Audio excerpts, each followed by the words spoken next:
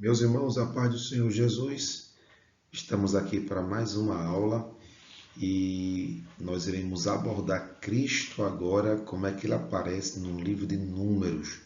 Então, é uma reflexão, cristológica. Então, Cristo ele é a rocha ferida.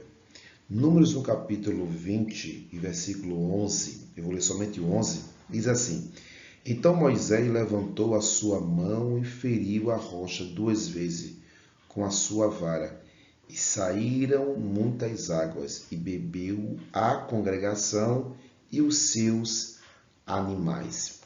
Também em 1 Coríntios, no capítulo 10, nós vemos que Cristo, ele é esta rocha ferida, pedra. 1 Coríntios 10 e 4 diz assim: E beberam todos de uma mesma bebida espiritual, porque bebiam da pedra espiritual que os seguia, e a pedra era Cristo. Então, Cristo Jesus, ele aparece aí com esse tipo, uma tipologia não humana de uma rocha ferida. Então, da rocha saiu água, e essa água aí matou a sede de todo o povo israelita.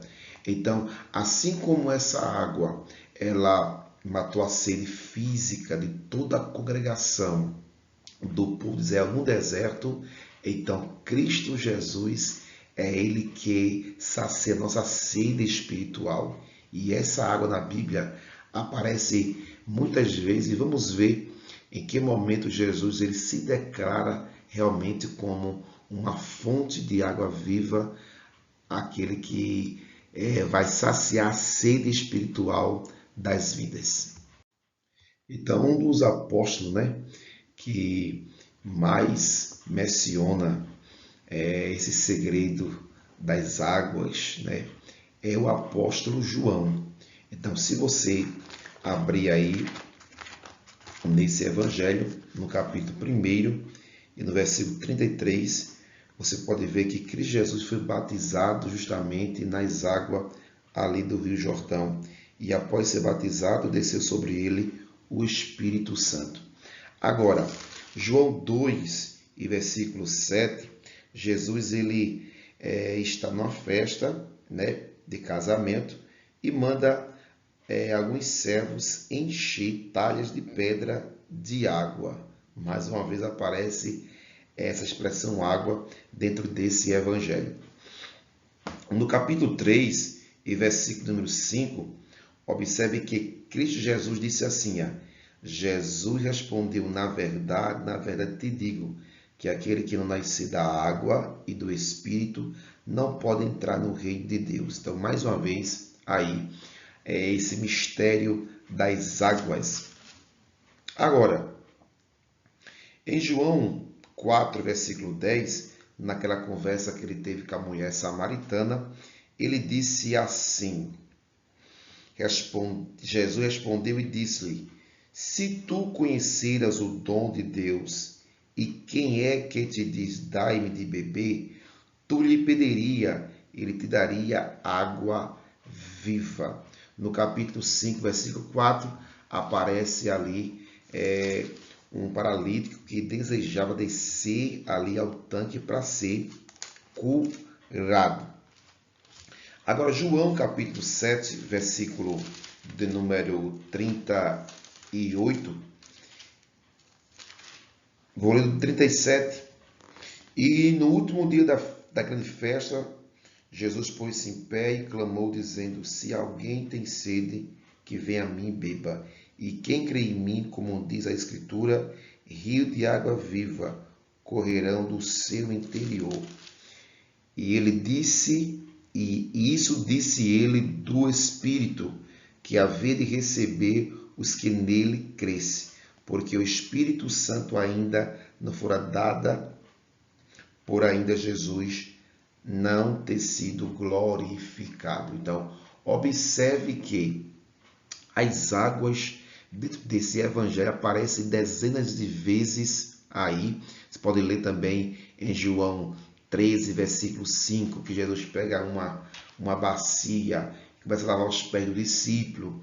E também na cruz, né? Em João 19, versículo 34, quando o soldado fere Jesus no seu abdômen e sai sangue e também sai água. Então, observe que verdadeiramente esse evangelho mostra Cristo como a fonte das águas, né?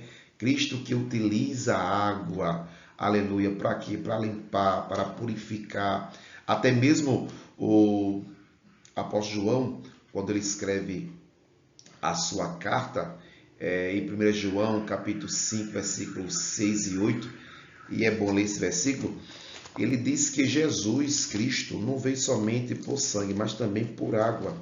Então, João capítulo 5 e o versículo 6 diz assim: Este é aquele que veio por água e sangue, isto é, Jesus Cristo, não só por água, mas por água e por sangue. Versículo 8. E três são que testificam na terra: o Espírito, a água e o sangue. E estes três concordam num. Então, no livro de Apocalipse, João também ele menciona aí várias vezes as águas. Então, Cristo é aquele que sacia a tua sede, aquele que dá a purificação para a tua alma, para o teu viver. Então, quem tem sede, venha a Cristo e beba. Quem precisa de purificação como nós, é Cristo que nos lava, que nos purifica, que traz o processo para a nossa vida de santificação. E nós devemos, nascer da água e do Espírito. Então, a palavra de Deus, junto com o Espírito Santo, produz em nós um processo de regeneração.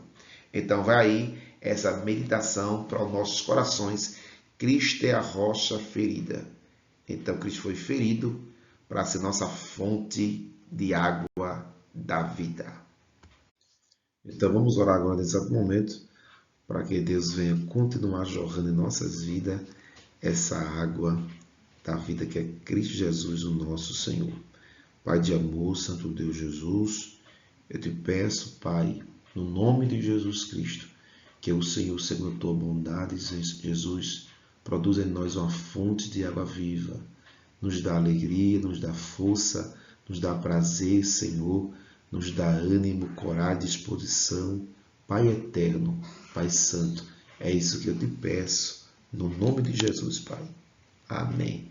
Deus te abençoe, no nome de Jesus.